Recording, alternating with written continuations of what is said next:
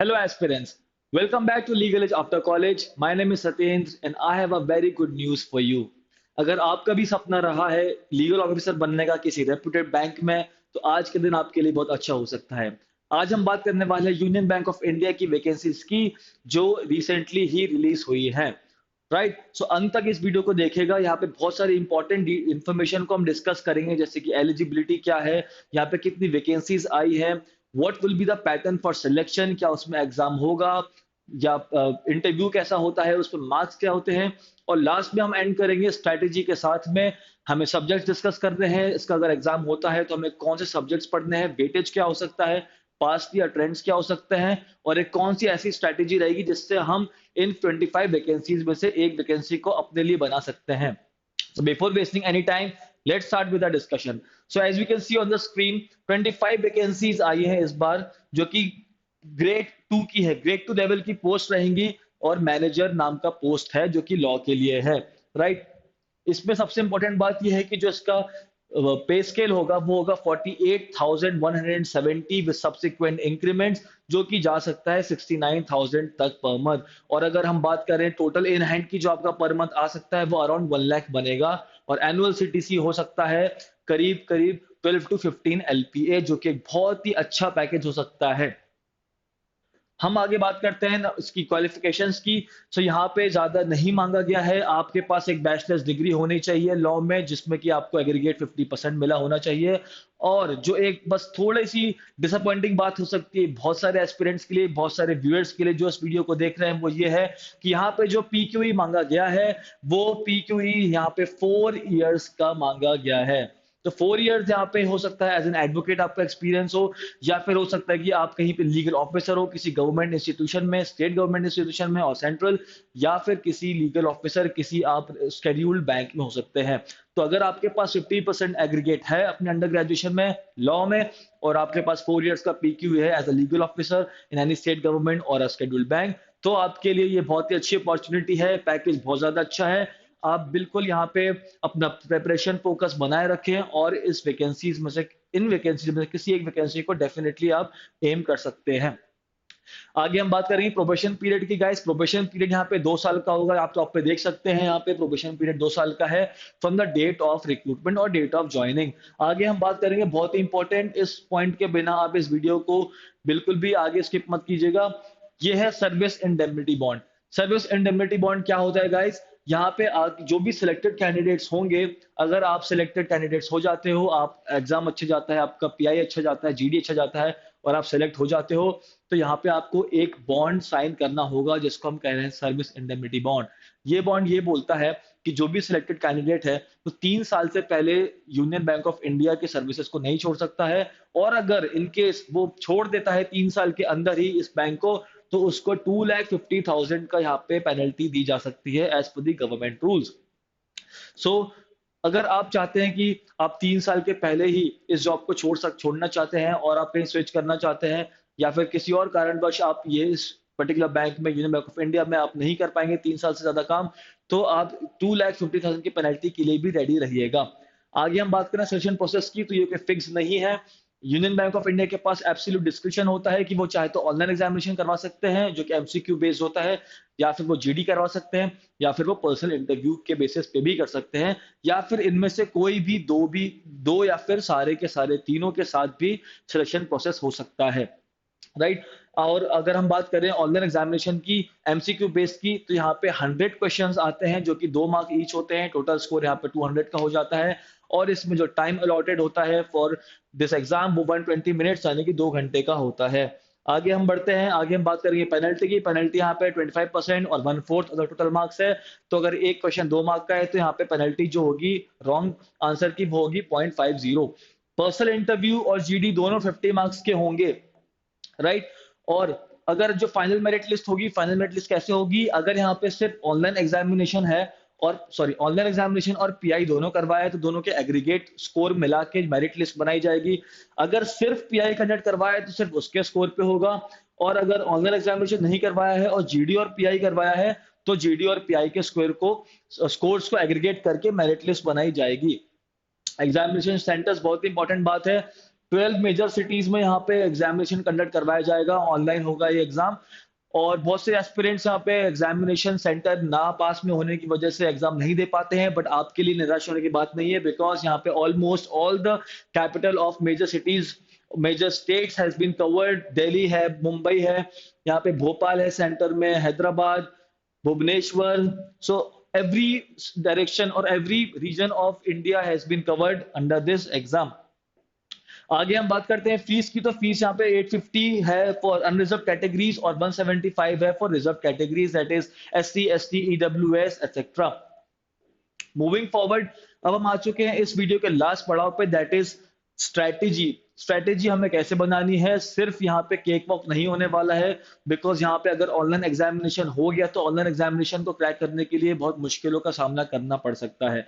Legal edge after college की team ने research की है और इसका जो सिलेबस पैटर्न हो सकता है वो IBPS SL ऑफिसर के जैसा ही सिमिलर हो सकता है।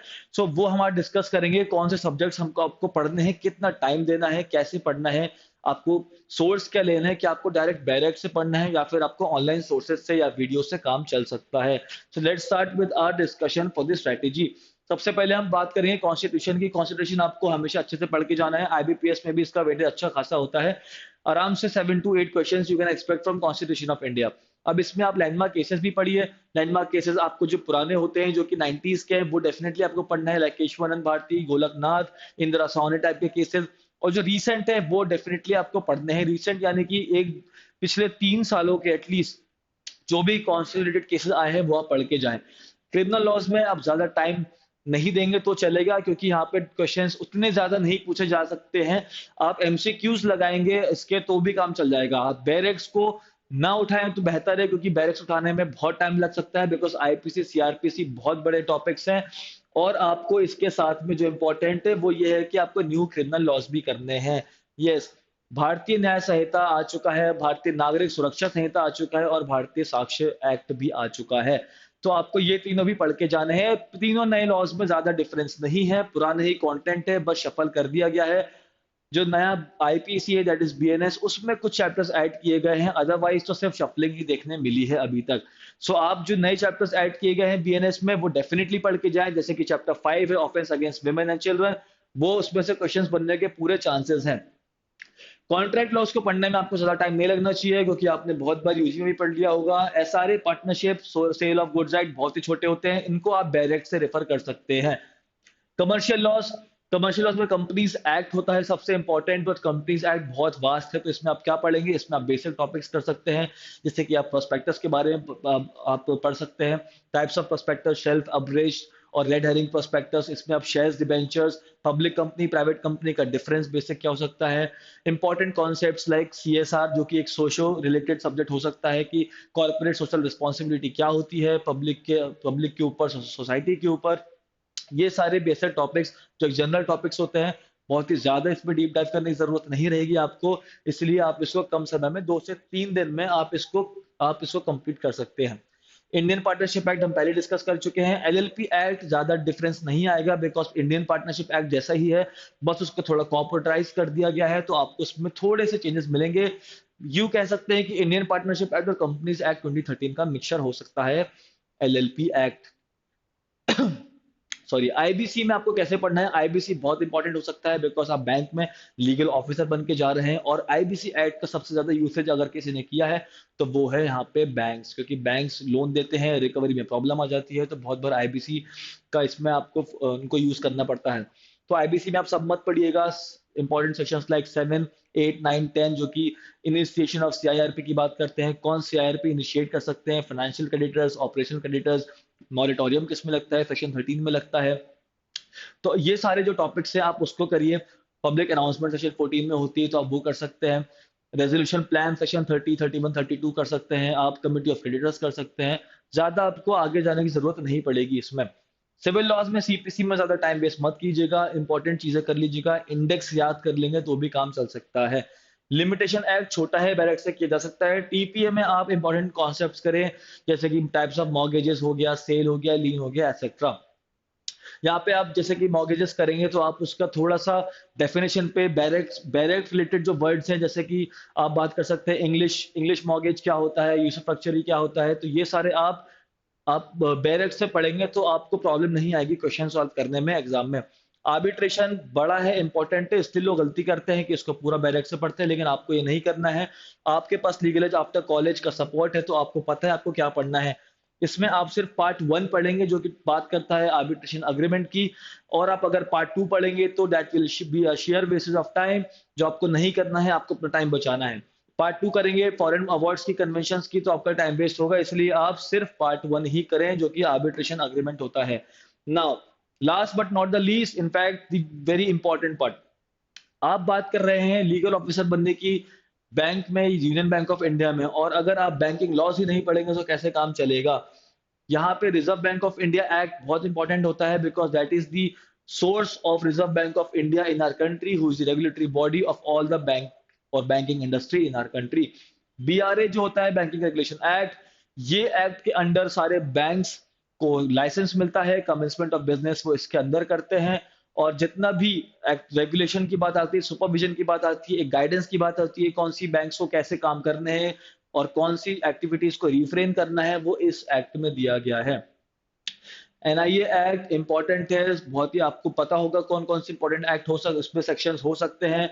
138 नेगोशिएबल इंस्ट्रूमेंट टाइप के जो सेक्शंस है वो आप करिए। सारफेसी एक्ट में अगेन सब कुछ नहीं करना है, सेक्शन 13 जैसे सेक्शंस हो गए, जैसे कि इन्फोर्समेंट ऑफ सिक्योरिटी इंटरेस्ट, जिसमें पूरा प्रोसीजर बताया जाता है सारफेसी के बारे में, that is the heart and soul of this act. Section 17 कर सकते हैं, बहुत ही लिमिटेड करना है। बैंकर्स बुक में आप ज्यादा टाइम मत दीजिएगा, बैरक से कर लेना। इंटीग्रेटेड ओम्बड्समैन स्कीम, अगेन बहुत ही छोटा सा टॉपिक है ये, इसका जो स्कीम का जो कॉन्सेप्ट है वो बहुत ही ज्यादा शॉर्ट, ब्रीफ और बहुत ही एक सोशल रिलेटेड है। इसमें आप कंप्लेंट फाइल कर सकते हो अगर आप एज अ कंज्यूमर बैंक के अगर आपकी ग्रीवेंसेस सॉल्व नहीं हो पा रही है, so there is a mechanism incorporated by Reserve Bank of India and along with the ministry। तो ये स्कीम को डेफिनेटली आप पढ़ें और ये बहुत ही बेनिफिट हो सकता है। RD recovery of debts to banks and financial act अगर हम बात करें तो ये भी एक इंपॉर्टेंट एक्ट होता है, जैसे हमने आईबीसी में डिस्कस किया कि बैंक्स को बार बार यूज करना पड़ जाता है आईबीसी, वैसे ये एक्ट है। ये एक्ट बहुत पुराना है, 1991-93 का, if I am not wrong. तो यहाँ पे ये एक्ट का भी यूसेज बैंक्स के लिए बहुत होता है, क्योंकि वो डेट्स को रिकवरी करते हैं और ये बैंक्स के लिए ही स्पेशली बनाया गया था और फाइनेंशियल इंस्टीट्यूशंस के लिए। तो ये एक्ट को बिना पढ़े नहीं जा सकते। आप मोर फोकस इस पे दे सकते हैं, प्रियम्बल में पर्पस क्या था, ईयर क्या था, कमेंसमेंट क्या थी, अगर किसी एक्ट को रिपील किया हो तो ये सब बातों का ध्यान जरूर रखें। पेमेंट एंड सेटलमेंट एक्ट 2007, इसमें इंपॉर्टेंट सेक्शंस देख सकते हैं, एमसीक्यूज ऑनलाइन आपको मिल जाएंगे, और अगर आपको इन सब चीजों के बारे में ऑनलाइन अवेलेबल नहीं मिल रहा है डेटा, तो आप कमेंट सेक्शन पे लिख के बता सकते हैं, और एलईसी की टीम मेरे थ्रू या फिर किसी और फैकल्टी के थ्रू जो कि सब्जेक्ट मैटर एक्सपर्ट्स है इन फील्ड्स में, उनके थ्रू इन माइनर लॉस पे जिसके लिए डेटा अवेलेबल नहीं है, उस पे हम वीडियोस बना सकते हैं आपके लिए। आगे हम बात करेंगे जनरल लॉस की, जैसे कि लॉ ऑफ टॉर्ट्स हो गया, बहुत बार पढ़ चुके होंगे। लॉ ऑफ टॉर्ट्स को सीपीए और मोटर व्हीकल्स एक्ट जो इसमें मेंशन नहीं है उसके साथ आप पढ़ें, आपके लिए बेनिफिट होगा, बिकॉज आजकल in most of the exams ये तीनों सब्जेक्ट्स एक साथ ही चल रहे हैं, क्वेश्चन इनको एक साथ बनते हैं। फेमा एक्ट जरूरी है, 1999 का जो एक्ट है ये इंपॉर्टेंट हो जाता है, बिकॉज कोई भी अगर फॉरेन ट्रांजेक्शन हो रहा है और आरबीआई के परमिशन के बिना वो नहीं हो पाएगा। अगर कोई फॉरेन कॉर्पोरेट बॉडी है, फॉरेन इंडिविजुअल है, कोई ट्रांजेक्शन हो रहा है, आरबीआई के बिना नहीं होता है अप्रूवल के, सो इसलिए इंपॉर्टेंट है। PMLA is always in vogue. White collar crimes बहुत बढ़ चुके हैं, लोग पैसा देके देश छोड़ के भाग जाते हैं, फ्यूजिटिव इकोनॉमिक ऑफेंडर बन जाते हैं, उसके बाद एनफोर्समेंट डायरेक्टरेट उनके पीछे जाती है, एक्स्ट्राडिशन ट्रीटीज होती हैं। तो ये सारी चीजें आजकल बहुत ज्यादा वोग में है, इसलिए पीएमएलए से क्वेश्चन बनने के चांसेस है, इसलिए आप पढ़ के जाएं। आप नीरव मोदी के केसेस देखें, आप विजय माल्या के केसेस देखें, ये सारी चीजें होती रहेंगी कंट्री में, इसलिए पीएमएलए से चीजें आ सकती हैं। आईटी एक्ट इंपॉर्टेंट टॉपिक्स देखें, जैसे कि बहुत ही जो फेमस होते हैं like section 66A, Shreya single वाला जो मैटर था वो आप देख सकते हैं। आरटीआई एक्ट में ज्यादा नहीं पढ़ना है, सिर्फ डायरेक्ट से काम चल जाएगा, बट पूरा नहीं करना है वो भी, फिर एक बार रिसर्च करें, इंपॉर्टेंट सेक्शंस देखें।